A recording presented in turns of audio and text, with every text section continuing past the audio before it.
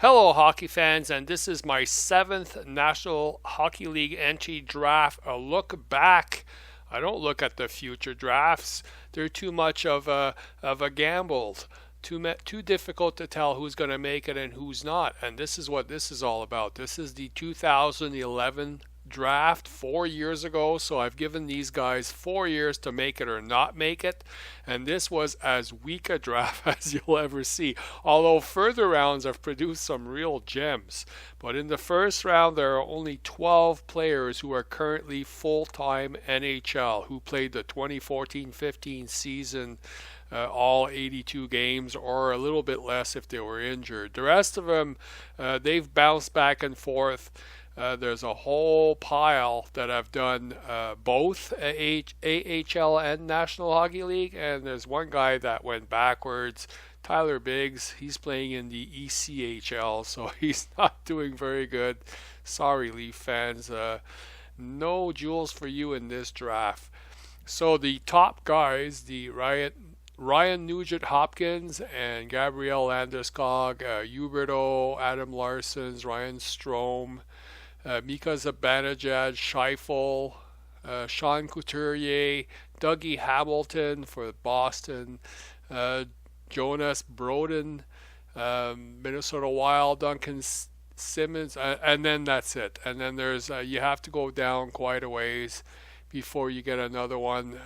Connor Murphy played a full season for the Arizona Coyotes, and then you go down to Ricard Raquel, who did very well. This is a name I recognized right away when I read it, for the Ducks in the playoffs this year, but it was his first full NHL season after struggling. Well, not struggling, just honing his skills in the minors. So that's the look of it. That's the way. Like I said, it's not a very strong draft. Less than half the players made it to the National Hockey League, so there's that. The interesting part, though, is the next rounds. There's some real jewels here, and as usual, the Red Wings figure big in this one. Thomas Jurko played in the National Hockey League last year after a few years of refining his skills. Adam Glendening, I remember that name. He did play. He's not full-time NHL yet, but he will be. Boone Jenner, 2 National Hockey League seasons for the Columbus Blue Jackets. John Gibson is the official backup for Anaheim, so he's in. Dmitry Jaskin, he played enough National Hockey Leagues that I put him in. And that's the thing, this is I went through the entire second round and then I just looked for names that I recognize. Victor Rask played a full season with Carolina this year. Brandon Saad for the Chicago Blackhawks. Game winner last night as I record this. Game 4, game winner for the Blackhawks. He's played 2 full National Hockey League seasons now. Brett Ritchie for the Dallas Stars, played enough NHL games to make the list. Marcus Granlund, another one that played both AHL and NHL, but played enough NHLs to make the list. Like over 20 games is how basically, or if it was a significant number of games, they made the list. Matthew Nieto for the Sharks, played a full season this year. Xavier Ouellet, again for Detroit.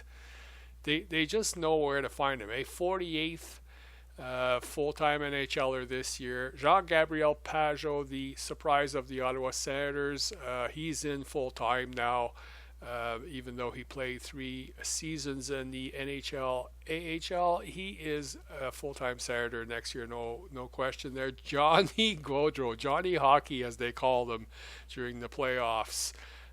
Amazing story there. There is no doubt that Gaudreau is going to stay with the Flames after the season he had. Andrew Shaw, again, Chicago Blackhawks. He's been playing 2 seasons for them now.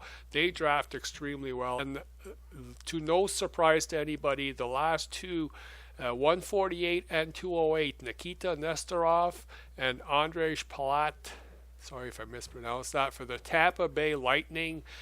Both of them, Palat, 2 NHL seasons, and there's no way Nesterov is going back. He's doing quite well in the playoffs right now for Tampa Bay. So that's it for that particular draft.